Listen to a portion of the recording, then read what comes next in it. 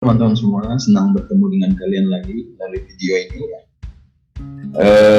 Saya berharap kita semua tetap dalam keadaan sehat ya, supaya tetap bisa berdiskusi dan melanjutkan belajar kita hari ini dengan baik. Nah, hari ini saya mencoba berbagi ke teman-teman semua itu terkait dengan soal-soal UTBK, terkait dengan soal-soal UTBK. Jadi kita akan berlatih beberapa soal-soal yang berhubungan dengan dinamika rotasi, konsep usaha energi, momentum dan impuls melalui video ini.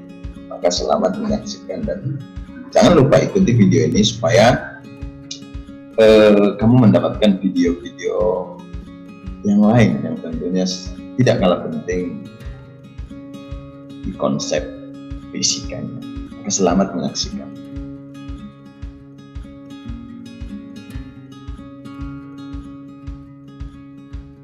Dan besar percepatan gravitasi G 10 meter per sekon kuadrat. Maka usaha yang dikerjakan oleh gaya normal dan gaya gravitasi selama bergerak ke atas adalah, jadi kira-kira kalau kita analisis, maka soalnya kira-kira jadi seperti ini. Kalau kita coba gambarkan ya. Saya coba gambarkan kira-kira jadi seperti ini.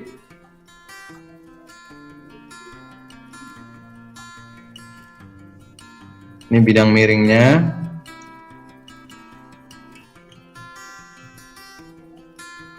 Ini ya. Objeknya kira-kira di sini nih. Kemudian berpindah hingga kemari. Katakan ini adalah sejauh S tentunya. Kemudian masanya adalah M, theta, jika theta sama dengan 45 derajat ya.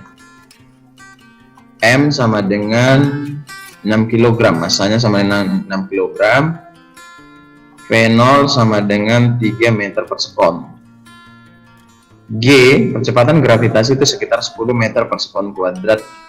Maka jika tetanya sama dengan 45, sin tetanya akan sama dengan setengah akar 2. Akan sama dengan cos tetanya juga. Cos tetanya akan sama dengan setengah akar 2. Maka langkah pertama konsepnya, penyelesaiannya adalah kita mesti uraikan dulu gaya-gaya yang bekerja ini. Jadi awalnya dia udah bergerak dengan kecepatan V0. Berarti udah ada gaya mula-mula yang mendorong objek ini sehingga bergerak tentunya. Bergerak kemari, kira-kira ke sini. Sampai berhenti misalkan pada titik ini ya.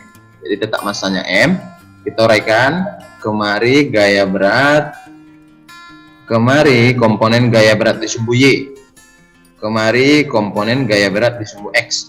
Jadi kalau kita tuliskan tetanya jadi di sini nih. Maka ini Mg cos theta, yang ini Mg sin theta. Mg sin theta. Sama halnya juga ini akan Mg gaya berat, komponen gaya berat di sumbu Y, cos ya. Ini komponen gaya berat di sumbu X, atau Mg sin theta. Maka objek ini sebenarnya akan mengalami perlambatan tentunya sampai berhenti ya. Dia mengalami yang namanya perlambatan. Maka konsep yang kita gunakan untuk menyelesaikan soal ini adalah tentunya berkaitan dengan dinamika translasi.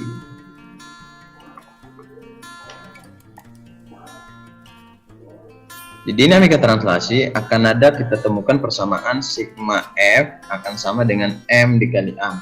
Karena besarnya gaya sebanding dengan percepatan, sedangkan massa itu akan berbanding terbalik dengan percepatan. Jadi kita rumuskan bahwasanya sigma F akan sama dengan M dikali A.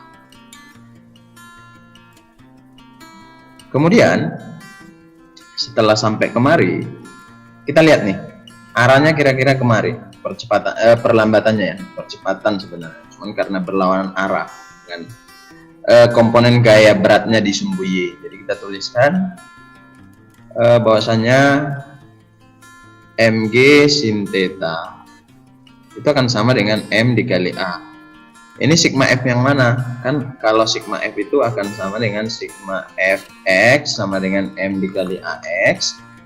Sigma Fy akan sama dengan M dikali AY, dan sigma Fz akan sama dengan M dikali AZ. Kalau ini kita tinjau per dimensi. Sekarang yang sigma Fx dulu nih, ya karena arah percepatannya kan atau arah perpindahannya kan di sumbu X doang, jadi tidak ada perpindahan di arah sumbu Y normal nih, tidak ada perpindahan di arah sumbu Y. Jadi kalau kita tuliskan maka Mg atau G sin theta akan sama dengan A. Ya terserah, mau kita buat negatif juga boleh sebenarnya, Mg sin theta sama dengan A, karena A nya akan negatif kan karena perlambatan. Jadi 10 dikali sin theta-nya setengah akar 2 ya, ini yang sama dengan A. Sekarang ini di sigma Fx ya, persamaan di sigma Fx sama dengan M dikali A. Sekarang kita tinjau sigma Fy nya tentunya. Maka sigma Fy itu sama dengan 0, artinya tidak ada perpindahan di arah sumbu Y.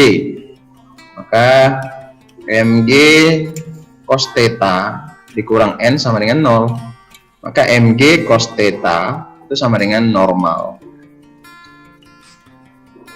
Kemudian kita mau tahu nih, karena besarnya usaha ini kan akan dipengaruhi oleh gaya dan besarnya perpindahan kan, atau S, sering ditulis S. Maka yang pertama kita harus tahu dulu nih berapa perpindahannya, berapa S-nya, berapa perpindahan objek setelah bergerak ini. Dari sini kemari berapa S-nya. Maka caranya adalah bisa dengan konsep kekekalan energi, bisa juga dengan kinematika translasi. Jadi kalau kita buat nih dengan kinematika ya, yakni dengan rumus GLBB misalkan, maka kan kita beroleh bahwa Vt kuadrat sama dengan V0 kuadrat dikurang 2AS. Vt kuadrat akan sama dengan V0 kuadrat dikurang 2AS.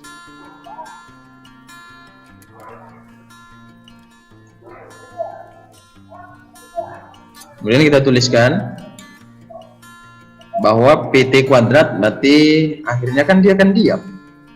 Berarti 0 kuadrat sama dengan, maka 0 kuadrat akan sama dengan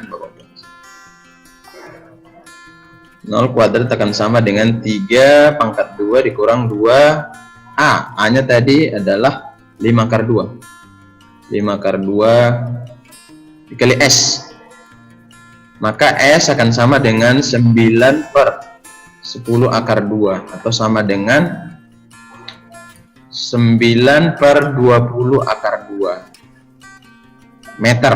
Inilah besar perpindahannya.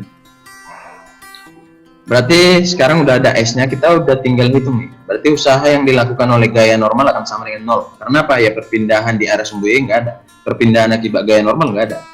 Sekarang usaha oleh gravitasi, maka ini Bapak hapus dulu. Usaha oleh gravitasi Bapak buat di sini ya. Usaha oleh gravitasi, maka Wg itu akan sama dengan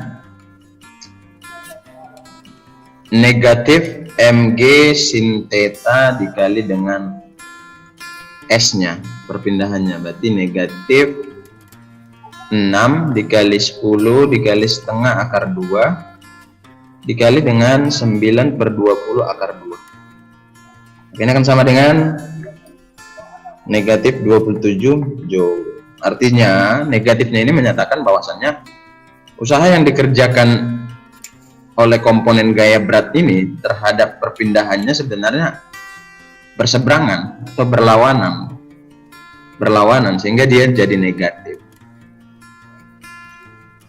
Maka besarnya usaha oleh gaya normal sama dengan 0, sedangkan usaha oleh gaya gravitasi itu sama dengan negatif 27 Joule. Itu untuk soal yang pertama.